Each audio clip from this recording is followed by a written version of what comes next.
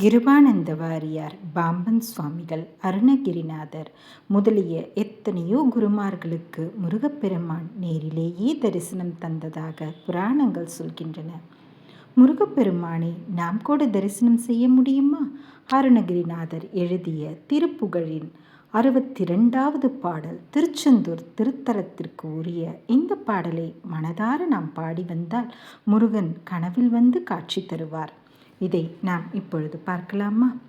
தண்டையணி வெண்டையும் கிண்கிணிச தங்கையும் தன் கழல் சிலம்புடன் கொஞ்சவே நின் தந்தையினை முன்பறிந்தின் பௌரி கொண்டு நன் சந்தொடம் அணிந்து நின்றன்பு போல கண்டுர கடம்புடன் சந்த மகுடங்களும் கஞ்சமல செங்கையும் சிந்து வேலும் கண்களும் முகங்களும் சந்திர திறங்களும் கண்குளிர என்றன் முன் சந்தியாவோ புண்டரிகரண்டமும் கொண்ட பகிரண்டமும் பொங்கி எழ வெங்கலங் கொண்ட போது பொன்கிரி எனஞ்சிறந்தெங்கினும் வளர்ந்து முன் புண்டரிகர் தந்தையும் சிந்தை கூற கொண்ட நடனம் பதஞ்செந்திலும் என்றன் முன் கொஞ்சி நடனங்கொளும் கந்த வேலே கொங்கை குரமங்கையின் சந்தமனம் உண்டிடும் கும்பமுனி கும்பிடும் தம்பிரானே.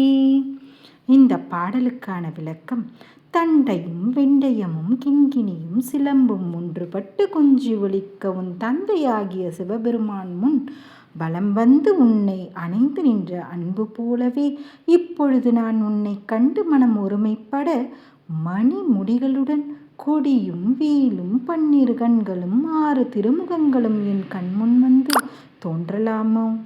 எல்லா உலகங்களும் அண்டங்களும் மகிழ்ச்சியால் பொங்கி எழனி போர்க்களத்தில் எழுந்தருளிய போது திருமாலும் சிவனும் மகிழ்ச்சி கொள்ள நின் நடன பாதங்களை என் பின்னே திருச்செந்தூரில் காண்பித்தவனே கந்தனே, குரமங்கையின் அழகிய மனத்தை நுகர்பவனே, அகத்தியர் வணங்கும் தலைவரே, என் முன்னே வர வேண்டும்.